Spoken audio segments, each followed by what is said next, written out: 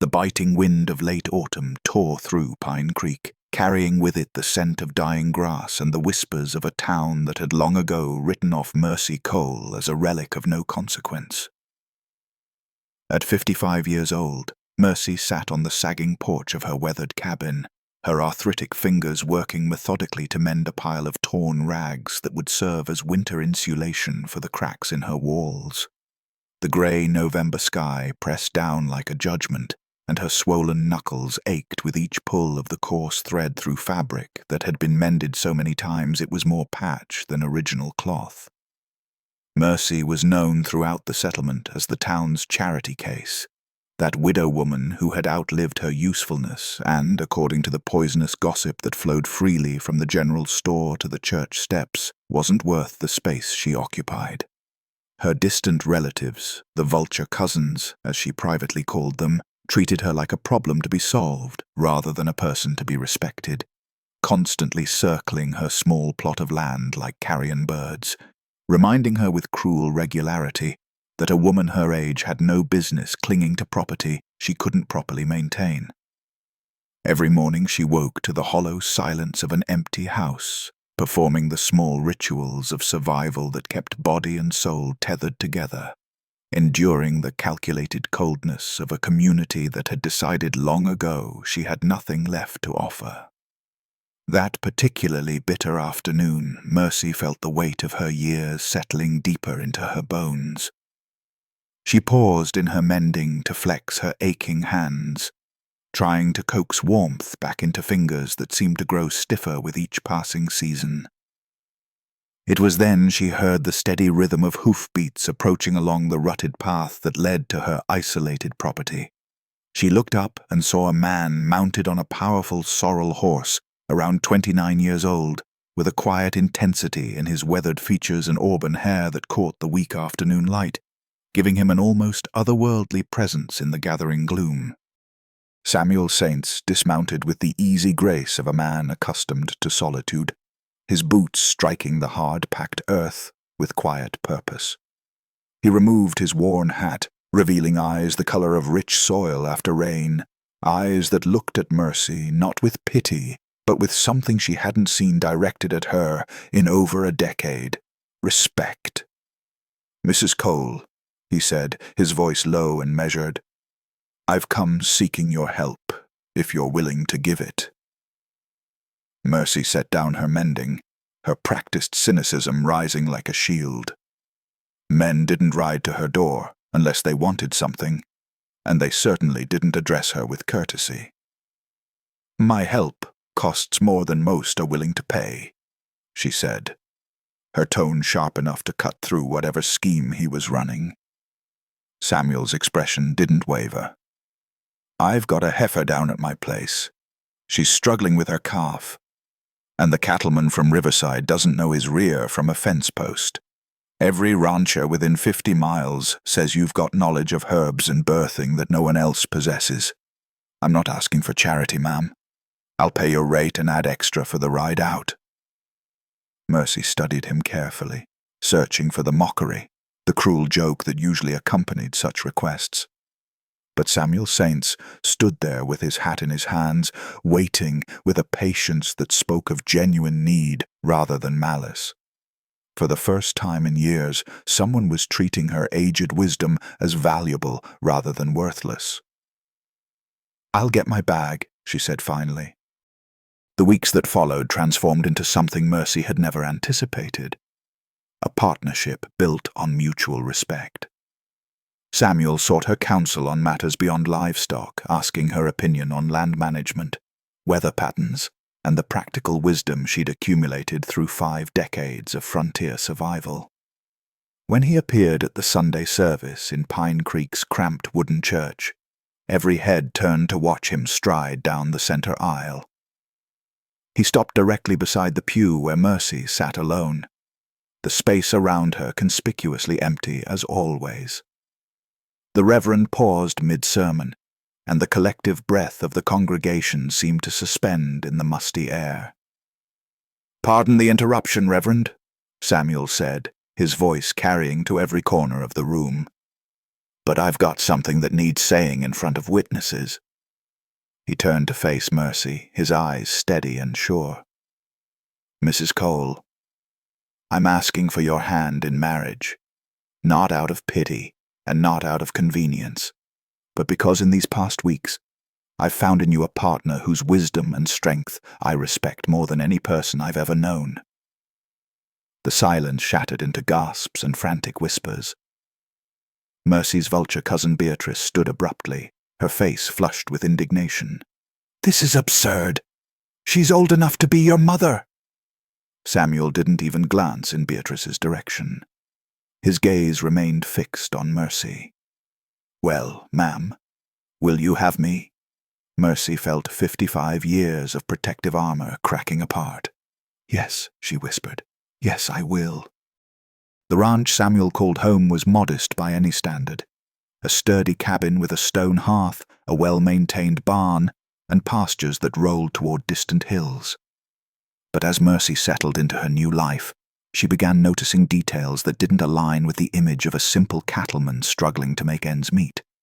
The books, for instance. Samuel's shelves held leather-bound volumes on philosophy, law, and classical literature. Texts that would cost a rancher months of wages.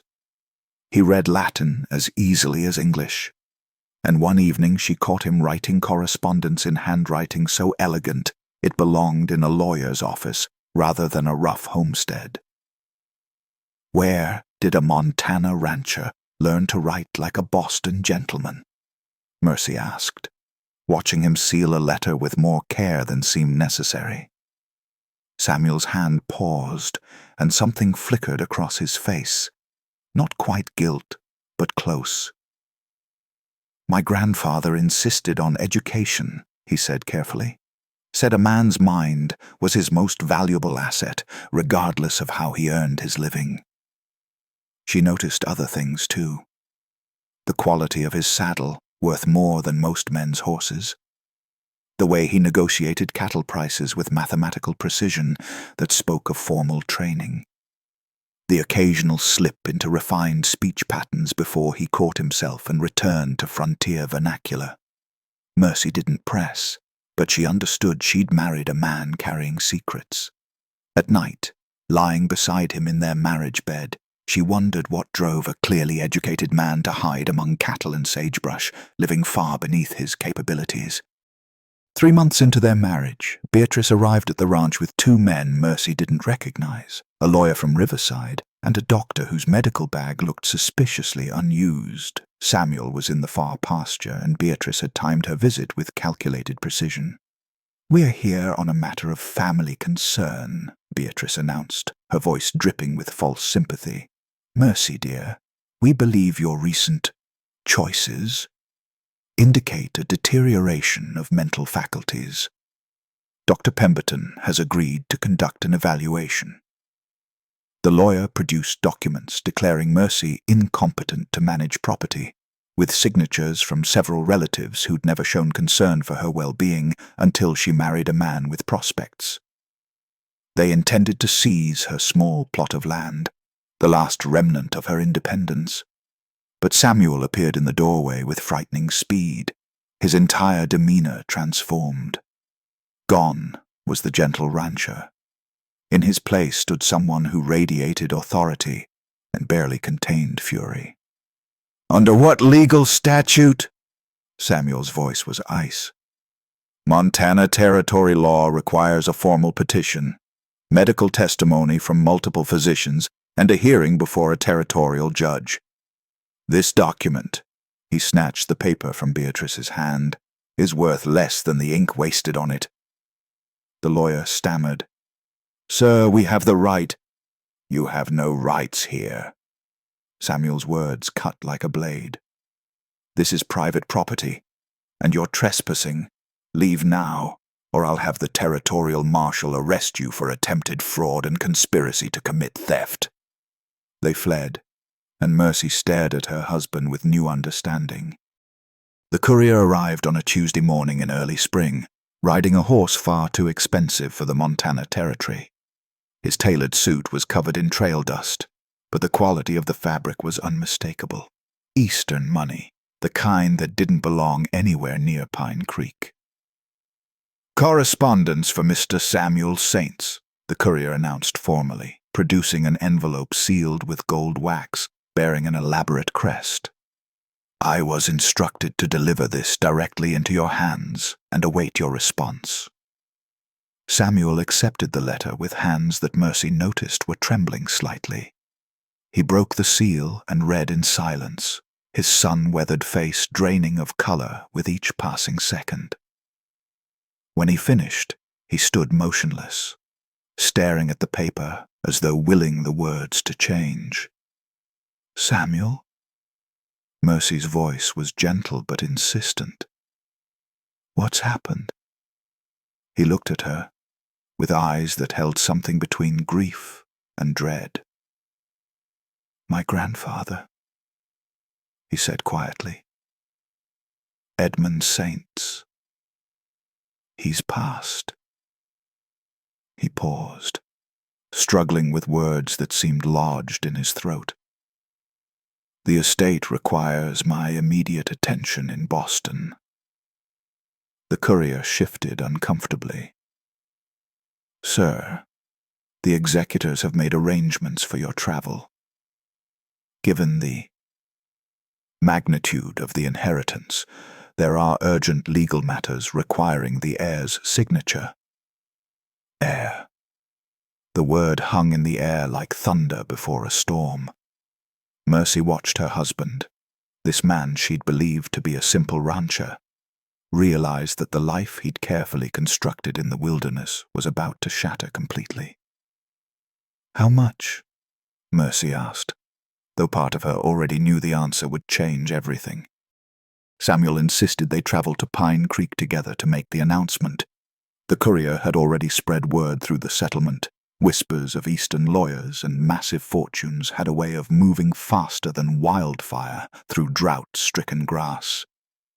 The town gathered in front of the general store, curiosity overriding their usual disdain for the mismatched couple.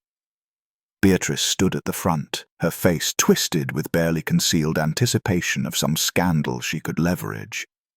3 carriages arrived from Riverside, black lacquered vehicles that belonged in city streets rather than frontier dirt. Men in expensive suits emerged, carrying leather portfolios and expressions of solemn formality. The lead attorney cleared his throat and addressed the crowd with the authority of someone accustomed to important proceedings. "I am here to formally notify Mr. Samuel David Saints of his inheritance as sole heir to the Saints Maritime and Land Empire, valued at approximately $8 million, including coastal shipping operations, timber holdings, and substantial railroad investments throughout 7 states. The crowd's collective gasp was audible.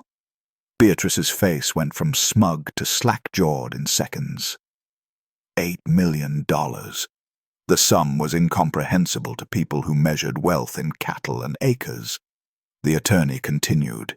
Mr. Saint's grandfather, Edmund Saints, specified in his will that his grandson had been living under self-imposed exile to escape fortune hunters and false companions, seeking a life of authentic purpose and genuine connection.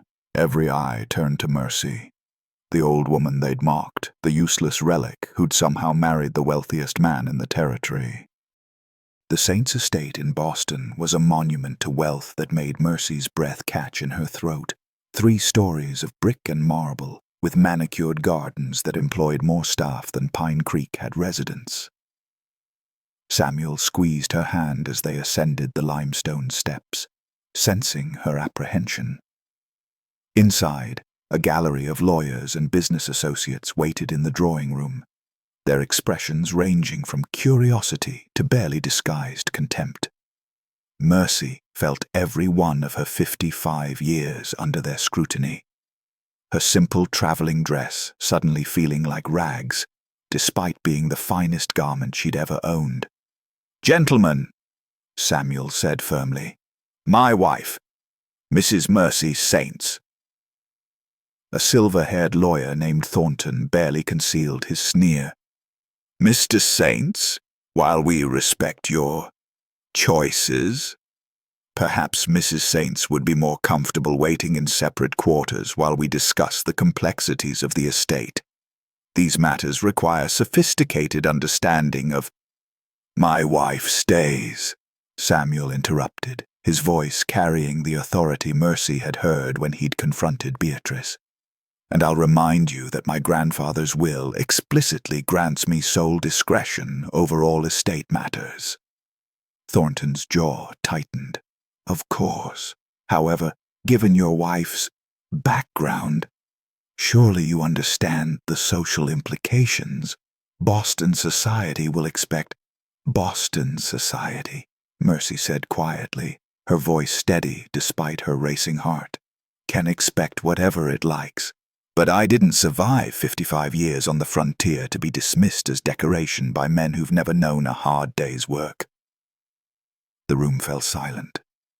Samuel smiled. They returned to Pine Creek 3 months later, but everything had changed. Mercy arrived not in a wagon, but in a private railway car, with resources that could reshape the entire territory. She wasted no time enacting what Samuel privately called her campaign of poetic justice. The general store that had refused her credit for a decade was her first acquisition. Old man Patterson nearly choked when Mercy's lawyer presented the purchase offer, triple the store's value, non-negotiable. Within a week, she'd transformed it into a cooperative where families could buy supplies at cost, with credit extended based on need rather than social standing.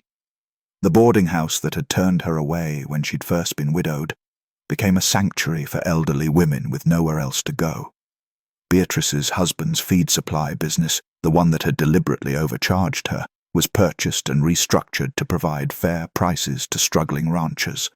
But Mercy's greatest transformation was reserved for the empty plot beside the church. There, using Samuel's fortune and her own relentless vision, she commissioned Pine Creek's first medical clinic. She hired 2 doctors, a midwife, and established a fund to ensure no one would be denied care due to inability to pay. The day the clinic opened, Mercy stood on its steps in velvet rather than rags, but her voice carried the same steel it always had. "This town taught me that society measures worth by youth and wealth," she said. "I intend to teach it something different, that dignity belongs to everyone, regardless of age or circumstance." 2 years after the revelation, Samuel and Mercy stood on the balcony of what the territory now called Saints Memorial Hospital, a proper medical facility that served not just Pine Creek, but settlements for 100 miles in every direction. Below them, the town had transformed into something neither could have imagined during those early days when respect seemed like an impossible dream. The elderly sanctuary Mercy had established housed 23 residents, people who would have died alone and forgotten under the old system. The cooperative businesses thrived, proving that prosperity didn't require exploitation. Young women who'd once sneered at Mercy now sought her counsel on matters ranging from business to marriage, having learned that wisdom wasn't found in youth alone. Samuel wrapped his arm around his wife's shoulders, both of them watching the sunset paint the Montana sky in shades of gold and crimson. His grandfather's fortune had built the buildings, but it was Mercy's spirit that had transformed a cruel town into a compassionate community. "Do you ever regret it?" Mercy asked quietly. "Giving up your anonymity? The simple life?" Samuel turned to face her, his eyes holding the same respect they'd shown that first afternoon on her dilapidated porch. "I chose solitude to escape people who valued my money over my character," he said. "Then I found a woman who loved me when she thought I had nothing. That's not sacrifice, Mercy. That's the only wealth that ever mattered." Below them, the hospital's lights flickered on against the gathering darkness, beacons of hope in a wilderness that had learned to honor its forgotten saints. Thank you for watching Mercy and Samuel's story. A tale of dignity reclaimed and love that defies society's cruelest judgments. If this story touched your heart, please share it with someone who needs to be reminded that worth isn't measured by age, that wisdom comes from weathering life's storms, and that true love sees the soul beneath the years.